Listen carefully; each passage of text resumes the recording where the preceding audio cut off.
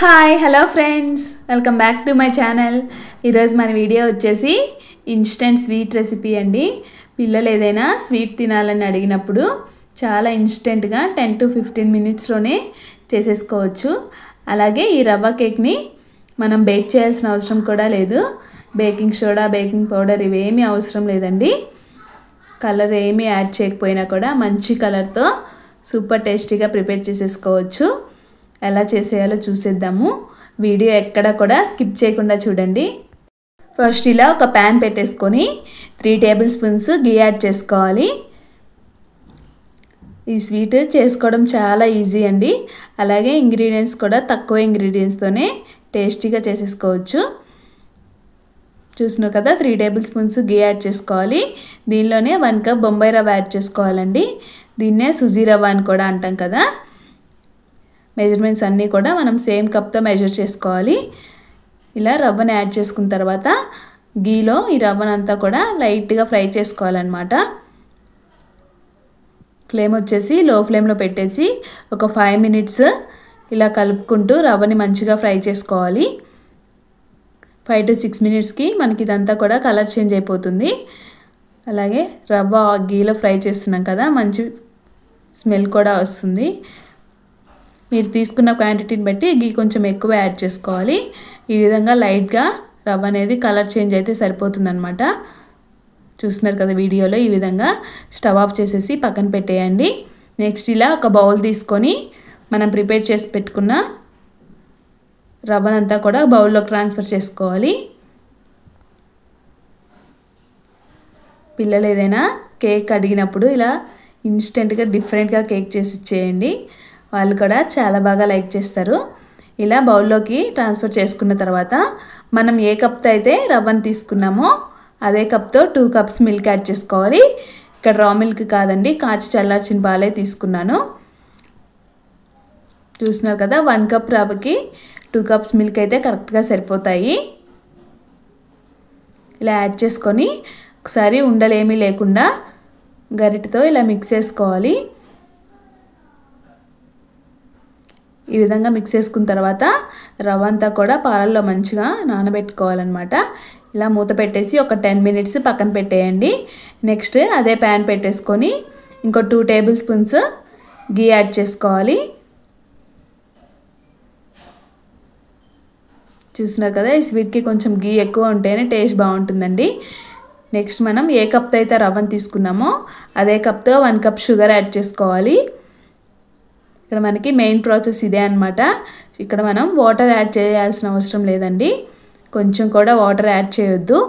ఇలా మనం మిక్స్ చేసుకుంటూ ఉంటే షుగర్ అంతా కూడా మంచిగా మెల్ట్ అయిపోతుంది.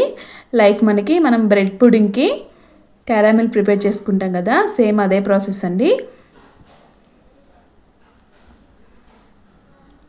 మనం షుగర్తో క్యారమిల్ని ప్రిపేర్ చేసుకోవాలి. వాటర్ అయితే కొంచెం కూడా యాడ్ చేయొద్దు. ఇలా మనం షుగర్ని మిక్స్ చేస్తూ ఉంటే చూస్తున్నారు కదా, మెల్ట్ అయిపోతుంది. మీరు వాటర్ కొంచెం యాడ్ చేసినా కూడా క్యారమిల్ అనేది సరిగా రాదు. కాబట్టి వాటర్ ఏమీ యాడ్ చేయకుండా లో ఫ్లేమ్లో పెట్టేసి ఇలా కలుపుకుంటూ ఉంటే చూస్తున్నారు కదా, మన క్యారమిల్ మంచి కలర్లో ప్రిపేర్ అయిపోయింది. ఈ విధంగా కలర్ రాగానే మనం ముందుగా రవ్వ అండ్ పాలు మిక్స్ చేసి పెట్టుకున్నాం కదా, అవి వచ్చేసి క్యారమిల్లో యాడ్ చేసుకోవాలి. ఫస్ట్ ఇలా వస్తుందండి, కంగారు పడాల్సిన పని ఏం లేదు. రవ్వనంతా కూడా ప్యాన్లోకి యాడ్ చేసేసుకోవాలి. మనకిప్పుడు ఈ క్యారమిల్లో రవ్వ అంతా కూడా మంచిగా మిక్స్ అయ్యేలా కలుపుకోవాలి. టేస్ట్ అయితే సూపర్గా ఉంటుందండి. తప్పకుండా ఒకసారి ట్రై చేసి మీకు ఎలా వచ్చిందో కామెంట్ చేయండి. చూస్తున్నారు కదా, రవ్వ అండ్ మిల్క్ కూడా క్యారమిల్లో మంచిగా మిక్స్ అవ్వాలి. ఇలా మనం లో ఫ్లేమ్లో పెట్టేసి కలుపుతూ ఉంటే ఇదంతా కూడా దగ్గర పడుతుంది. చూస్తున్నారు కదా, ఇలా దగ్గరే ఉండి కలుపుతూ ఉండాలండి, లేదంటే అడుగంటుకు పోయే ఛాన్స్ ఉంటుంది.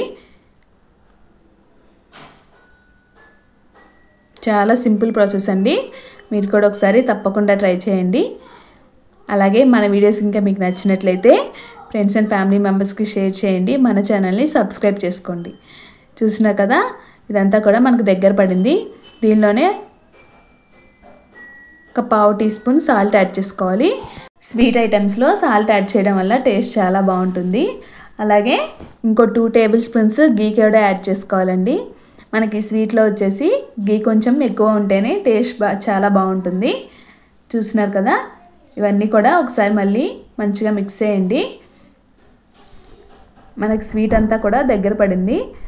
మనం ఎలా తెలుసుకోవాలంటే ఇలా మిక్స్ చేస్తున్నప్పుడు మనకి ప్యాన్కి ఏమీ అంటట్లేదు కదా, సో ఇది కరెక్ట్ కన్సిస్టెన్సీ అన్నమాట.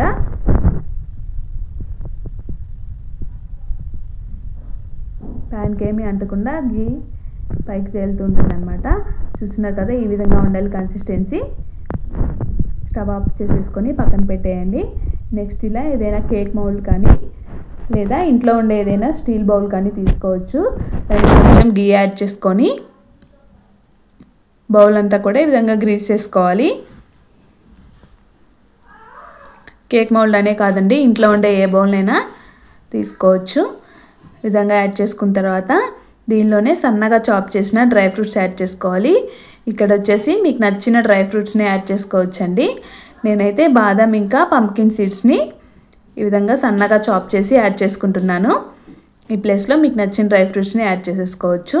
ఈ విధంగా యాడ్ చేసిన తర్వాత మనం ముందుగా ప్రిపేర్ చేసి పెట్టుకున్న స్వీట్ అంతా కూడా ఈ మౌల్లోకి యాడ్ చేసుకోండి.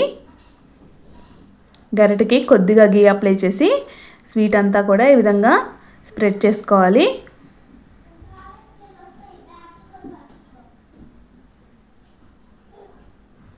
చూస్తున్నారు కదా, ఈ విధంగా స్ప్రెడ్ చేసుకున్న తర్వాత దీన్ని ఒక 20 మినిట్స్ పక్కన పెట్టేయండి. ఇది వచ్చేసి మనకు కంప్లీట్గా చల్లారిపోవాలి. చూస్తున్నారు కదా, నేను ఒక హాఫ్ అన్ అవర్ తర్వాత తీసాను. సైడ్స్ మొత్తం కూడా ఈ విధంగా ఈజీగా సపరేట్ అయిపోయాయి. అప్పుడు మనకి స్వీట్ అనేది ఈజీగా డిమోల్డ్ అవుతుందన్నమాట. కంప్లీట్గా చల్లారబెట్టుకున్న తర్వాతనే డిమోల్డ్ చేసుకోవాలి. చూస్తున్నారు కదా ఎంత బాగా వచ్చింది. పైన మనం యాడ్ చేసుకున్న డ్రై ఫ్రూట్స్ చూస్తుంటేనే నోరూరిపోతుంది కదా, అలాగే టేస్ట్ కూడా చాలా బాగా వచ్చిందండి.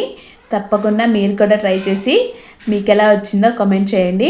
అలాగే మన వీడియోస్ ఇంకా మీకు నచ్చినట్లయితే ఫ్రెండ్స్ అండ్ ఫ్యామిలీ మెంబర్స్కి షేర్ చేయండి. అలాగే మన ఛానల్ని ఫస్ట్ టైం చూస్తున్నట్లయితే ప్లీజ్ లైక్ చేసి షేర్ చేసి సబ్స్క్రైబ్ చేసుకోండి. Thanks for watching.